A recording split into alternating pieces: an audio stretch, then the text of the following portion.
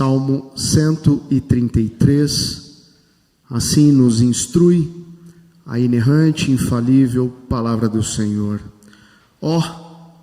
Como é bom e agradável viverem unidos os irmãos. É como óleo precioso sobre a cabeça, o qual desce para a barba de Arão, e desce para a gola de suas vestes.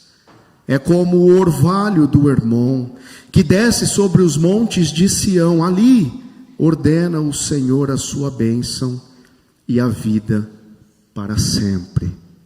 Oremos uma vez mais, amada igreja. Senhor, nós te damos graças, Pai, pois a tua bendita, infalível palavra foi lida nesta hora.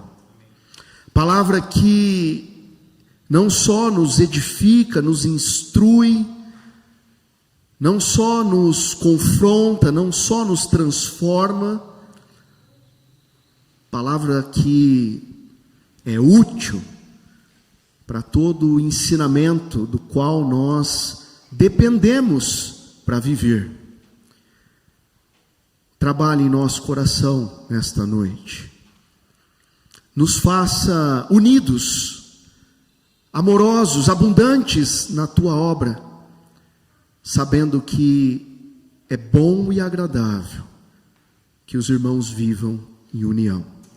É no nome santo de Jesus, o Senhor, que nós oramos nesta hora, agradecidos por tudo. Amém. O autor aos Hebreus, no capítulo 13, versículo 1, é categórico ao nos ensinar, irmãos, a respeito da premente, da necessária constância do amor fraternal. Nós devemos uns aos outros um amor fraternal. Essa é a verdade de Hebreus 13, 1. E desde logo, eu tenho 3 perguntas a fazer a você. Nós somos mesmo unidos? Há plena comunhão na igreja de Cristo?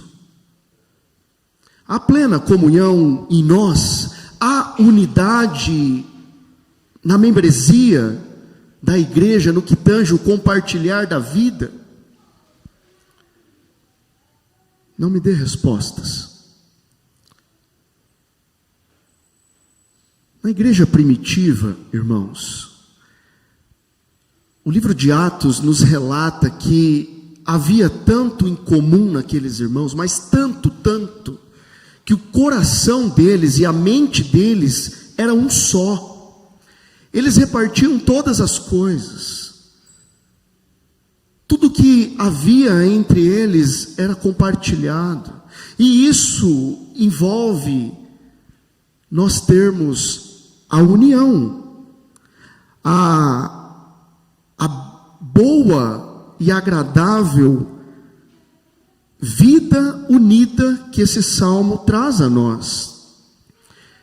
Essa agradável e boa união e comunhão entre os irmãos. A vida cristã que honra o Senhor é uma vida de plena unidade. Uma unidade não fingida, não forçada. Uma unidade em que a sensibilidade é uma marca distintiva em todos aqueles que vivem unidos no Senhor. E nós devemos constantemente clamar e pedir ao Senhor por essa sensibilidade, porque o nosso coração, ele é um coração corrupto. Um coração que deseja se isolar, que deseja se esconder, um coração que não deseja compartilhar e ter essa vida agradável e boa, que é unida entre os irmãos. Por isso, agora, não em tom de pergunta, mas em tom de reflexão, será que você que está aqui, ou que está ouvindo essa mensagem, de alguma maneira pode autoafirmar que não possui necessidade alguma? Será que você pode autoafirmar que a tua vida não é repleta, é constante de um celeuma de problemas? Será que você pode autoafirmar que a aflição não bate na tua porta? É óbvio que não, irmãos. O nosso mestre, o Senhor Jesus, disse que a nossa vida neste tempo é uma vida em que se passa por um repertório de aflições, perseguições, dramas, dificuldades. É claro que ninguém pode afirmar que é autoimune às dificuldades desta vida. Agora, também é claro que o problema que eu tenho, é bem provável que você não tenha. É bem provável que você pode se auto-intitular: eu não tenho problemas emocionais, sentimentais, financeiros, eu não tenho problemas de depressividade, seja lá qual for a tua autoafirmação, mas o fato é, algum problema você tem, alguma necessidade, alguma carência, alguma falta você tem, e essa falta é preenchida em Jesus, que é o dono da igreja, mas é também preenchida na comunhão, na união, essa união boa e agradável. Por isso, eu estou sugerindo o tema para a nossa mensagem: como viver na família da fé? É uma pergunta. Como nós devemos viver na família da fé? E a primeira verdade, o primeiro versículo desse salmo nos mostra que nós devemos viver na família da fé tendo plena comunhão. Plena comunhão. Versículo 1. Como viver na família da fé, não só tendo plena comunhão, mas tendo o benefício dessa comunhão, é o versículo 2. Como viver na família da fé, em terceiro lugar, tendo a bênção do Senhor na comunhão. Versículo 3. Este é um cântico de subidas, cântico de degrau, ou como está aqui escrito, um cântico de romagem. Nós já pregamos em alguns cânticos de romagem aqui na igreja, e na ocasião nós queremos relembrar que se trata de um anacronismo. É mais prudente nós tratarmos como aqueles cânticos em que os peregrinos de Israel subiam para Jerusalém, iam celebrar as festas ordenadas pelo Senhor. São 15 esses salmos, eles vão do Salmo 120 ao 134. Este então é o 14º salmo de ascensão, de subida. Ele é o penúltimo e ele traz um desfecho singular, em que a bênção do Senhor é ordenada quando a igreja se junta, quando há uma comunhão genuína na família da fé. Da mesma maneira, irmãos, que Deus convocava os nossos patrícios a subir até Sião, para o templo de Jerusalém, da mesma forma que Ele dava essa ordem, essa também é a nossa ordem aqui, é o que nós devemos fazer enquanto igreja, render graças a Ele, estarmos unidos para que a bondade dEle seja manifesta. E logo aqui no versículo 1, nós temos uma expressão, uma interjeição, hine, aqui na Almeida, revista e atualizada, ficou desta forma, mas a gente poderia também utilizar aqui, contemple, veja, se surpreenda, se maravilhe. Não é simplesmente algo comum, trivial. Veja isso, considere seriamente isso, como é amável, como é favorável que vocês vivam, que vocês habitem, que vocês estejam juntos, cooperando, intercambiando uns com os outros, tudo o que tem, desfrutando, irmãos, do quão agradável é este ajuntamento, que só acontece aqui, de uma forma maravilhosa, uma forma em que acepções de pessoas não devem existir, de uma maneira que uma criança se assenta com um ancião, de uma forma que um empresário lida com um subalterno, um líder de posição institucional, estatal, vive com aquele que serve o cafezinho, e não há distinção entre esses irmãos. Essa é a maravilha da união entre irmãos. O adolescente, o jovem, ele não vai se sentir excluído, não deve se sentir excluído na igreja, porque a igreja é esse ajuntamento, um corpo em que a plena comunhão é vivenciada. Vejam, se maravilhem com isso. É preciosa a união dos irmãos. E o salmista, ele traz exemplos figurativos, evidentemente.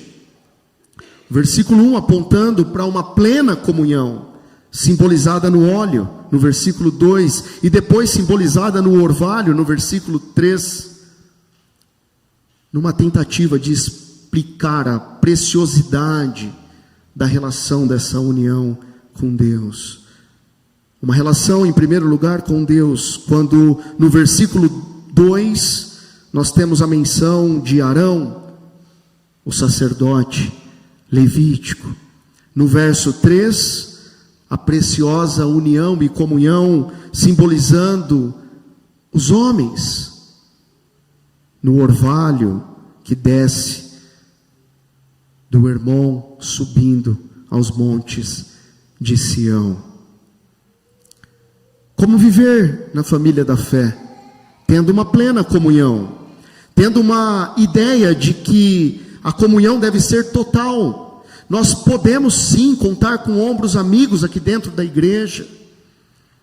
Os pastores, o conselho da igreja não tem a função de tiranos na igreja.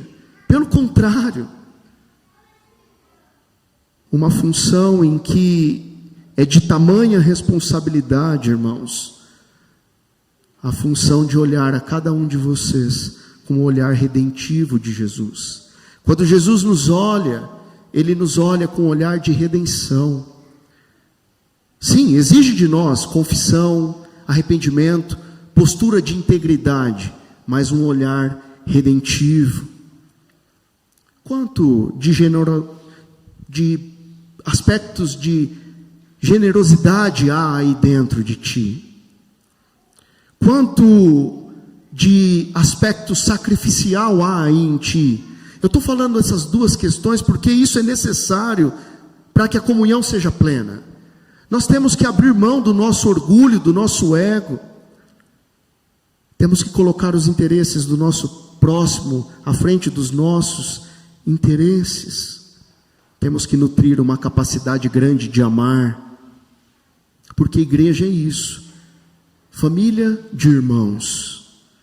Família de irmãos que entendem como é agradável a união que se passa em todos nós.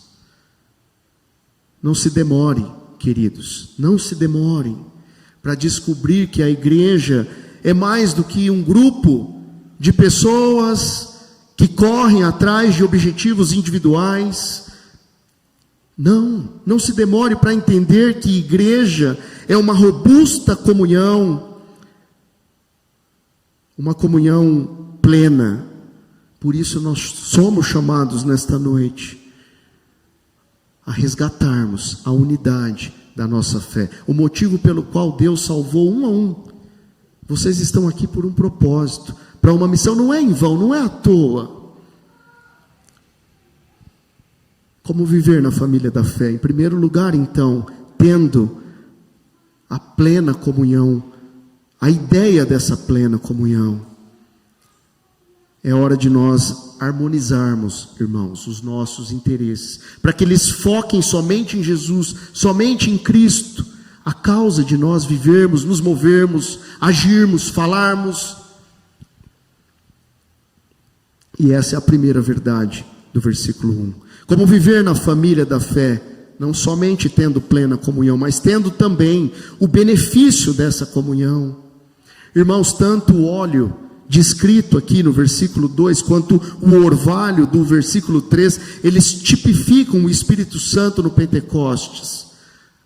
O mesmo Espírito que desceu sobre a igreja primitiva e que nós, que entendemos que houve a cessação dos dons, nós entendemos que aquela descida aconteceu no Pentecostes, desceu ali na igreja primitiva, mas nós entendemos que os efeitos daquela descida, eles ainda são vívidos em nós. Eles devem refletir e marcar a tua vida e a minha, e nos ensinar, e nos dar respostas a essa pergunta que está no tema: como viver na família da fé, tendo a consciência do benefício que há na comunhão. Lá nos Atos dos Apóstolos, essa descida trouxe a unção do cabeça da igreja, que é Cristo. Isso está registrado na primeira carta de Paulo aos Coríntios, no capítulo 1, no versículo 3. E naquela descida houve imediata união, houve imediata vida, houve consagração. E tudo isso estava testificando que era o Pai que havia enviado Cristo, para que então ele tivesse a condição de deixar o Espírito Santo disponível como um suave perfume, um suave aroma, que retrata o que o salmista quer nos ensinar, quando ele diz: é como o óleo precioso sobre a cabeça, o qual desce para a barba de Arão, e desce para a gola de suas vestes, uma ideia de completude, de descida mesmo, do Espírito Santo.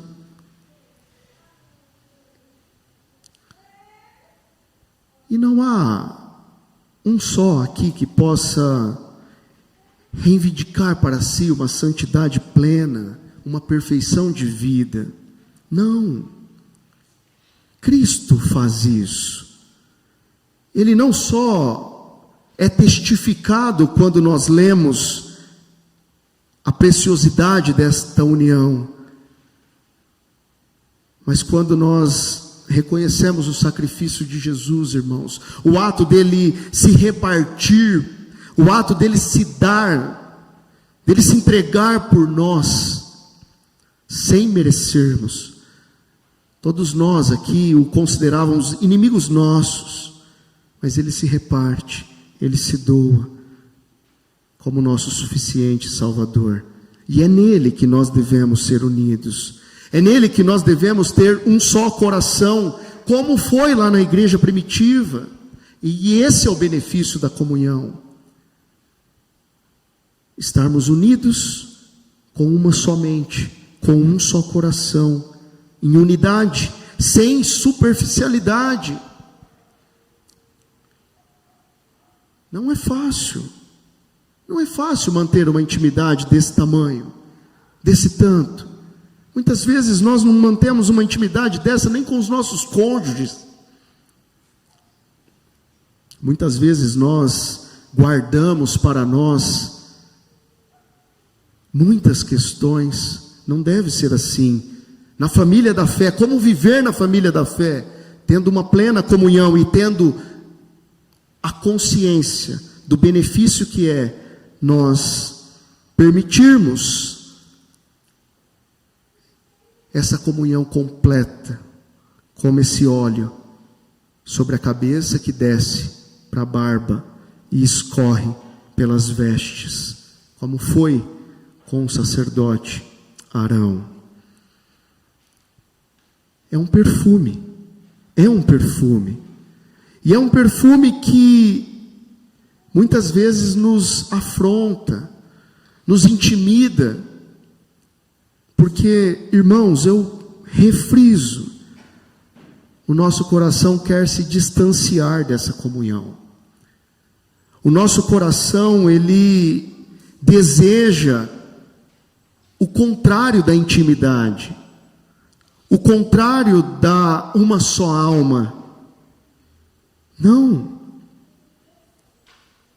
Muitas vezes nós vivemos uma religiosidade que a gente pode até não deixar transparecer uns para os outros, mas Cristo tudo sabe, tudo conhece. A gente não precisa perder tempo com isso. A gente pode sim, irmãos, desfrutarmos de um benefício grandioso da comunhão, porque essa é a vontade do Senhor. E essa é a segunda verdade do nosso texto.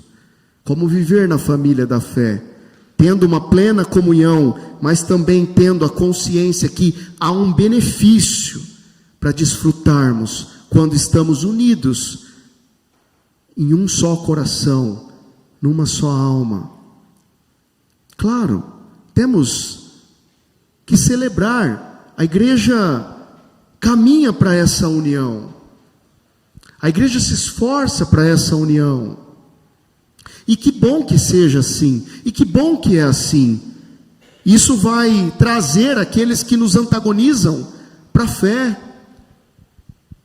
Isso vai dar bom testemunho quando nós nos permitirmos a viver integralmente como esse óleo que escorre por completo sobre a cabeça, descendo pelas vestes de Arão, simbolizando a comunhão que deve ser plena, total, entre nós, uns com os outros. A terceira e última verdade do nosso texto, que visa responder a pergunta do tema, como viver na família da fé, não só tendo então uma plena comunhão, não tendo somente a consciência do benefício que há na comunhão, mas desfrutando da bênção do Senhor destinada àqueles que vivem em comunhão.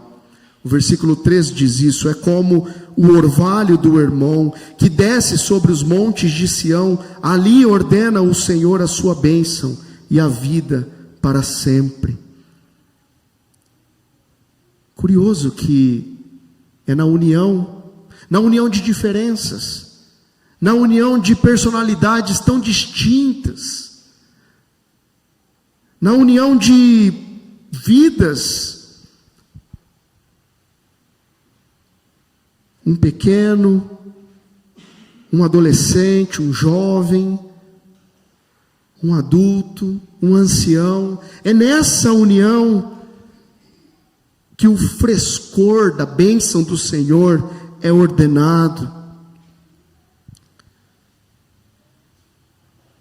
É claro que para nós, limitados que somos, é tão difícil nós entendermos isso. Como é que pessoas tão diferentes, de histórias de vida tão diferentes, que vivem dramas diferentes, circunstâncias diferentes, dores diferentes, realidades diferentes, como é que tudo isso se passa? E é possível haver um desfrute, um frescor da bênção do Senhor nisso tudo. Mas é assim que você e eu devemos entender como viver na família da fé, compreendendo que a bênção do Senhor é ordenada na unidade que há nos filhos de Deus, na igreja reunida. E Ele não só ordena a sua bênção, o texto sagrado diz que Ele ordena a bênção e a vida eterna para sempre, e faz essa ordenança a todos os que o honram, e não o honram com os lábios somente, mas com uma vida prática, dedicada, entregue, rendida a Ele. E isso não é simples, isso é um desafio. Isso nos faz lembrar o mandamento do nosso Senhor Jesus Cristo, em que importa deixarmos tudo para segui-lo. Importa carregarmos a cruz para segui-lo. Importa abandonarmos o nosso ego, as nossas pretensões, as nossas vãs ilusões para segui-lo. O caminho é estreito. E se você ainda não desistiu de, por suas próprias forças, alcançar a graça e a misericórdia, arrependa-se, desista. É impossível. Não há santidade que seja suficiente em nós para nós merecermos a salvação, a graça, a bênção, a vida eterna. Nós não podemos fazer nada. Foi tudo por graça, favor e merecido. Mas cabe a nós vivermos unidos, vivermos uma vida que agrada ao Senhor, nessa relação agradável da união que é a igreja. Honrar ao nosso Deus de forma prática, não só com teorias. E nós presbiterianos somos gênios nisso, mestres nisso. E eu não estou aqui desprezando o conhecimento racional, teológico, abundante, que é dado por graça pelo Senhor. Mas é muito além disso, irmãos. A união, a vida prática, a plenitude da comunhão, com o resultado garantido, a bênção, a vida para sempre. Essa descrição excelente do resultado da união dos irmãos. Esse resultado excelente, em primeiro lugar, tem que fazer você e eu descobrirmos que a igreja é mais do que mera concordância doutrinária, teológica. É muito mais do que isso. A unidade tem que trazer à nossa fé o frescor dessa bênção, o partilhar da vida uns com os outros, de maneira completamente oposta a esse mundo em trevas. Sabe, um dos maiores privilégios do cristão é quando você nota, e isso é notável, irmãos, não nos enganemos, quando você busca um irmão em Cristo, e esse irmão não só estende as mãos, mas como te impulsiona para além dele. Sabe, quando você trata com um cristão e você vai pedir algo e ele te dá 10 vezes mais do que você pediu? Sabe, quando você procura um conselho pastoral e você busca resolver uma coisa e você resolve 10 coisas? Isso só é possível entre irmãos. Porque nós, irmãos, não devemos invejar uns aos outros. O mundo faz isso. Vai falar com o chefe. Mostra os teus talentos de forma escancarada e vê o que acontece neste mundo. Quanto de rasteira você não leva? Aqui não. É prazeroso para nós vermos os nossos filhos ir além de nós. O nosso irmão que assenta ao nosso lado progredir, construir, se dar bem, multiplicar a família. É só aqui. Não vai esperar essas reações do mundo. Não vai esperar essas benevolências de quem não crê num Salvador, em Jesus. Não.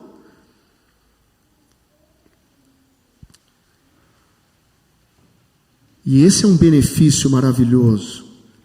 O frescor da bênção do Senhor, ordenada nesse ajuntamento em que existe aqui na igreja. Partilhe a sua vida. Partilhe a sua vida. Ligue para alguém que você precisa. Chame alguém após o culto. Busque uma reconciliação. Eu não sei o que você passa. Faça isso. É importante. É importante porque a bendita linha vertical, irmãos, que o saltério nos ensina, ela confronta o nosso ego. Nós estamos acostumados muito com os nossos interesses, mas aqui, quando nós temos a ordenança partindo do Senhor, uma relação completamente dele conosco, uma relação direta de Yahvé conosco, isso choca a gente.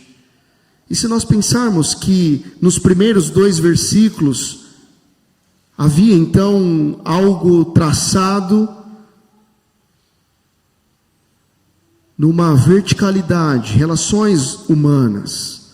Arão é mencionado aqui, irmãos, igreja, mas aqui no versículo 3 há uma horizontalidade, há uma ideia em que o Senhor cuida e trata de nós de uma forma que nos capacita e nos possibilita vivermos essa união. Por isso, desculpas não cabem a você e a mim. Não dá para nós pensarmos, eu não consigo compartilhar esse pecado, essa dificuldade, essa necessidade que eu tenho. Não cabe, porque o Senhor ordena a sua bênção quando nós partilhamos a vida e vivemos unidos como cristãos. Essa conclusão do versículo 3 do salmista é tão grande, é tão majestosa, que nos faz sim, irmãos, nutrirmos a convicção de sabermos como é viva e eficaz a palavra dele, que transforma todo vale, toda lamúria. Como é bom vir à igreja, ouvir que é agradável os irmãos estarem unidos, mesmo que nós não sejamos perfeitos, nutramos dificuldade de perdoar e tantas outras coisas. Eu quero encaminhar para o encerramento desta mensagem, reafirmando sim, dando respostas a uma vida que deve ser vivida pela família da fé, pela igreja presbiteriana da aliança, mas por todas as igrejas genuinamente evangélicas. Uma vida muito além de aparência, irmãos. Uma vida genuína, prática, gozando da plena comunhão, gozando também do benefício da comunhão, e uma vida que goze da bênção do Senhor ordenada na comunhão dos santos. Como é bom nós estarmos unidos, irmãos. Como é bom. Quando Yahvé vê todos os seus unidos, quando ele contempla os seus com uma só mente, com um só coração, é ele mesmo responsável por derramar chuvas de bênçãos. Chuvas de bênçãos, incontáveis bênçãos, as comportas dos céus se abrindo.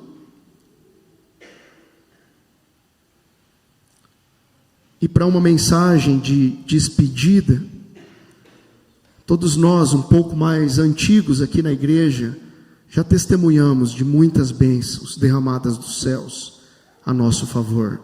Muitas bênçãos. Eu sempre cito as crianças. Estava me lembrando que na viagem eu tive essa lembrança. O pastor Davi fazia vigílias aqui, o conselho autorizava vigília aqui para nós clamarmos por crianças. Eu me lembro que uma vez nós ficamos de joelhos, irmãos. Revezávamos de joelhos. E Deus atendeu a nossa oração, o nosso clamor. Não em razão dos nossos méritos, não porque há algo especial aqui, mas porque nós nos derramamos diante do Senhor, conscientes da união necessária, da força em que todos juntos, unidos, crianças aos montes, a igreja crescendo, jovens, com portas do céu se abrindo, bênção ordenada por Yahvé, pelo Senhor, a doce presença de Jesus constante no nosso coração, nos habilitando a nos unirmos. Continue a testemunhar disso, e não só aqui dentro, no seio familiar, nas amizades aí fora, nos intercâmbios que você tem pela frente. Enfim, uma reflexão última: o que tem faltado a ti para isso? Para nutrir uma plena comunhão. O que tem faltado a ti? Eu não posso dar essa resposta no teu lugar. Nenhum conselho pode fazer isso. Mas você pode. Você sabe. E o Espírito Santo que habita no teu coração vai sim te habilitar a se unir mais, a partilhar mais, a se consagrar mais, a viver uma vida que agrada ao Senhor. A bênção de Deus na vida dos irmãos é ordenada aqui, tendo como alvo a vida eterna, uma vida para sempre, uma vida que não se limita ao seu problema, à sua dor, às suas angústias, às minhas angústias, aos meus dramas, às minhas circunstâncias. Essa vida é pequena demais, irmãos, para nós desperdiçarmos da bênção do Senhor ordenada nesse ajuntamento. Como viver na família da fé, tendo plena comunhão, tendo o benefício da comunhão e tendo a bênção do Senhor. Que seja normalizado aqui entre nós toda ausência de ressentimentos, toda ausência de vanglória, toda ausência de disputas, de atitudes egocêntricas, que seja eliminado aqui de dentro, irmãos. E eu sei que muito já se faz aqui, para que isso fique de fora, e glórias a Deus por isso, mas que nós insistamos nisso, continuemos nisso. Um só coração, uma só alma, porque passada está a hora de nós abandonarmos o mundanismo, tanto em nós, como nos corações uns dos outros, porque na família da fé, o que deve imperar é o amor uns pelos outros, como nós lemos no texto litúrgico. É pelo amor que nós seremos conhecidos neste mundo.